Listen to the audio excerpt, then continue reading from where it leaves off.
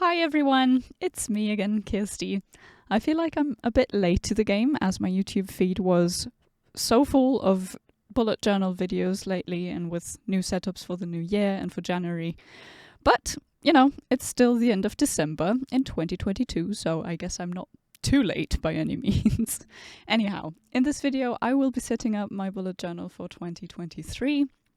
And I'm using my new journal that I got from my mum for Christmas last year, which is 2021 in fact. But at that time I had already planned out the two journals that I was going to use for 2022. So this had to wait a little longer on my shelf, but I'm finally getting to it now. And I really wanted to use it because, one, it's from my mum, duh, and it has some emotional value to me because of that. And two, because it's made of wood. I mean, how cool is that? It actually smells like wood and it's just amazing. I really, really love it. I think the look of it is absolutely cool. And unfortunately, it does have very thin paper. It only has like 90 GSM and it's not dotted, but blank.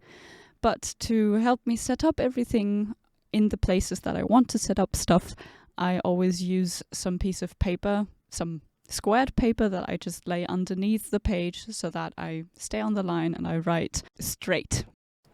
You already saw me set up the very first page of this journal, which is actually part of the cover, I guess. And that is where I added the "This journal belongs to" section, which usually is printed out in very many journals nowadays anyway, but I wanted to have that in this journal as well, and because it is completely empty, I thought it would be cool to add my name somewhere just because it feels customary. And then I went over to the next page and started filling in my title spread for 2023. As you saw, I used a very light Tombow dual brush pen that I used for all of the fonts and added these little outlines to the letters and then a little drop shadow. I initially planned to do that for every title in this setup, but then wasn't quite happy with how the title page came out that I said I wouldn't be doing it. So there's a little bit of a difference between the title page and the rest of the titles that I drew, but it's fine. And just so that it's not entirely empty and only has the numbers in the middle and like a little border around it, I decided to add these little branches so that it kind of matches the theme of the cover of the notebook, which actually has a tree in the front, which is why I added a little tree to this page, as you can see right now.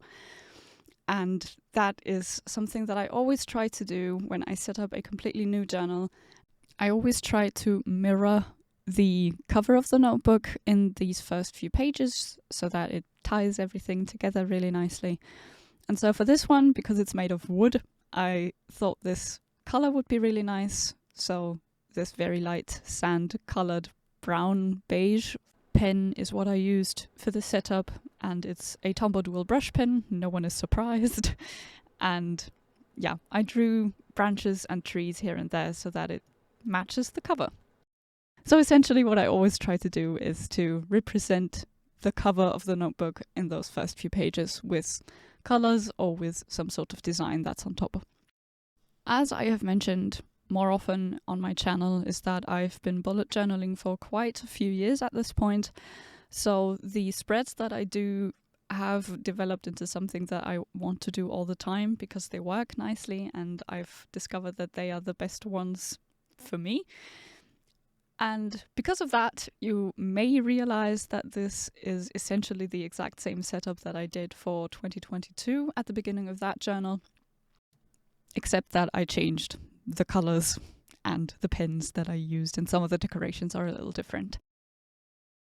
So yeah, the spread that I didn't explain that I was doing was my In This Journal spread, which is my mixture of an index and a themes of the year spread, where I try to give a little bit of an insight into what is in this journal. So there's a little section at the top that I wrote out next to the tree, where I just singled out the spreads of the beginning of the journal in a very index-like manner, with Roman numbers at the front, and then the rest of the spread was just little boxes where I could add a little drawing that represents every theme that I will going to be that I'm going to be doing. Oh gosh.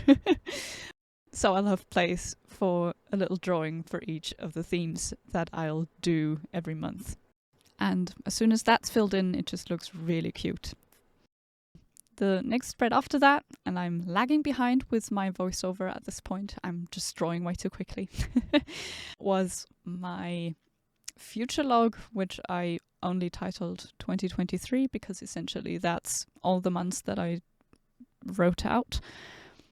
And if you use a bullet journal, I think it's a very helpful spread to keep on top of all of the dates that you need to remember that are further in the future, and for those months that you haven't set up your journal for just yet. And so if I've only set up my journal for February and I have a meeting coming up in, I don't know, August, then that is something I can add to my future log and I won't forget it this way. My monthly and weekly tasks page is something like a when did I last spread for all of the tasks that I don't have to do on a daily basis or something, but that I have to keep track of on a weekly or bi-weekly or monthly basis, like watering my cacti or paying a specific bill in a certain month. So the little section at the top is for monthly tasks, where I added the first letter of each of the months. And then the sections below that are for weekly tasks, that weekly or bi-weekly tasks. And so I numbered each column from 1 to 20 something, which are the first 20-ish few weeks of this year. And I represented each of the tasks I need to get done monthly or bi-weekly or weekly with little icons on the left side. So whenever I did a task during a specific week or during a specific month, then I cross it off and then I can always see when I last did that specific task. The page right next to that was my goal spread that I kept pretty empty because I don't know what goals I want to be setting for the next year just yet. I mean, I do have some ideas, but sometimes I also just come up with certain goals during January, which is fine. But, you know, I still have a dedicated space where I can add goals for this year. Next up is one of my absolute favorite spreads, and I used a little Dutch door for it so that I could use one title for 4 pages, because I need those, because there's many things that I will be discovering in this upcoming year, I'm pretty sure. And that's my new discovery spread, where I have a space for films, TV shows, books, and music that I discovered that I really liked. So this is a spot for all of my favorite new music tracks, as well as for the books that I've read, which for one page that is usually quite enough for the amount of books that I read during the year, which for the last 2 years have been around 20 every year. So one page is pretty much enough to track all of the books that I read, as well as new films that I see. I don't track films that I watch all the time, but just new films that I've never seen before. And the same goes for TV series. And yeah, I just really love this kind of layout. I've tried this for the first time last year and it just worked perfectly. And it's so cool to look back at the year and see the new things that you discovered and that you really enjoyed.